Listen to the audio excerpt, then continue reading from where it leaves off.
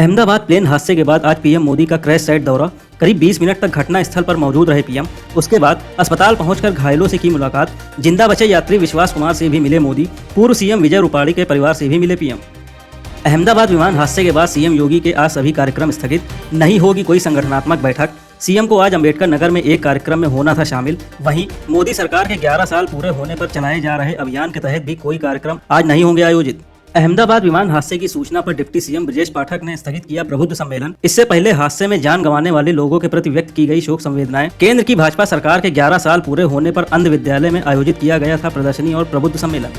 अहमदाबाद में विमान दुर्घटना में गुजरात के पूर्व सीएम विजय रूपाणी का निधन। भाजपा सदस्यता अभियान के दौरान शाहजहांपुर में घर घर जाकर बनाए थे सदस्य। निधन की सूचना पर शाहजहांपुर में भाजपा नेताओं ने जताया शोक।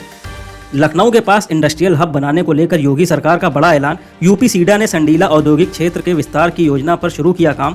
1788 एकड़ में फेज 1, फेज 2 और फेज 4 का हो चुका है निर्माण। अब फेज 3 के लिए यूपी सीडा ने शासन को भेजा 800 एकड़ भूमि अधिग्रहण का प्रस्ताव। मथुरा, वृंदावन और कानपुर में 67,000 करोड़ से परवान चढ़ेंगी विकास योजनाएं। बनाए जाएंगे एकीकृत सरकारी कार्यालय। विरासत संरक्षण और यातायात सुधार पर भी रहेगा जोर।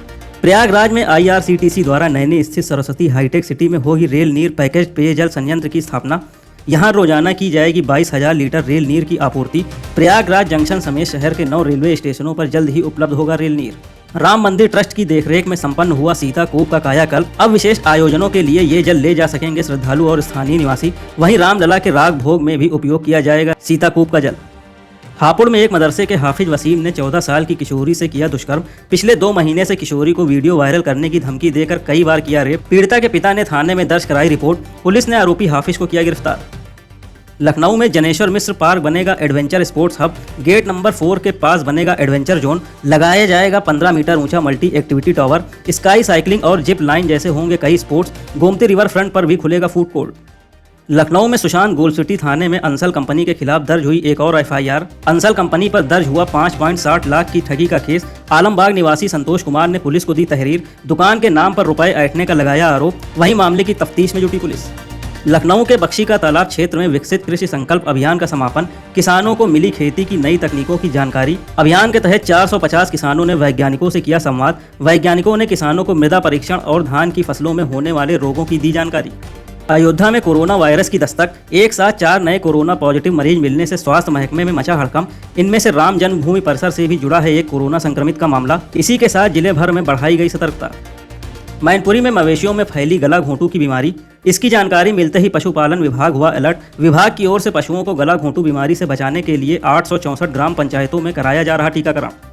कैलाश मानसरोवर यात्रा का पहला जत्था 15 जून को होगा रवाना। पर्यटन मंत्री जयवीर सिंह गाजियाबाद में तीर्थ यात्रियों के पहले जत्थे को दिखाएंगे हरी झंडी। कोरोना महामारी के कारण स्थगित यात्रा के प्रति श्रद्धालुओं में देखने को मिला विशेष उत्साह। अहमदाबाद विमान हादसे के बाद गृह मंत्री अमित शाह का बयान। कहा, विमान में देश और विदेश के 230 यात्री और 12 क्रू मेंबर सवार थे। इनमें से सिर्फ एक यात्री बचा है। शवों को निकालने का काम पूरा हो गया है। मृतकों के जितने परिजन पहुंचे हैं उनका डीएनए लेने का काम भी जल्द पूरा होगा। विदेशी यात्रियों के परिजनों को भी सूचित कर दिया गया है। अहमदाबाद प्लेन एक्सीडेंट के बाद राष्ट्रीय स्वयंसेवक संघ के स्वयंसेवकों ने संकट की घड़ी में संभाला मोर्चा। दुर्घटना के बाद सबसे पहले मौके पर पहुंचकर राहत और बचाव कार्य में जुटे संघ के स्वयंसेवक पुलिस और प्रशासन के साथ मिलकर घायलों को अस्पताल पहुंचाने में की सहायता। विमान हादसे पर एयर इंडिया के सीईओ कैंपबेल विल्सन ने जताया दुख। हादसे के बाद अपने बयान में विल्सन ने इसे एयरलाइन के लिए कठिन दिन बताते हुए आश्वासन दिया कि अब सभी प्रयास यात्रियों, चालक दल के सदस्यों और उनके परिवारों की मदद पर केंद्रित हैं। विमान हादसे के बाद देश भर में खौफ का माहौल। आज सुबह मुंबई से लंदन के लिए रवाना हुई एयर इंडिया की फ्लाइट की हुई अचानक रिटर्न लैंडिंग। विमान को बीच रास्ते से मुंबई एयरपोर्ट पर उतारा गया वापस। अभी तक साफ नहीं हो पाई रिटर्न लैंडिंग की वजह।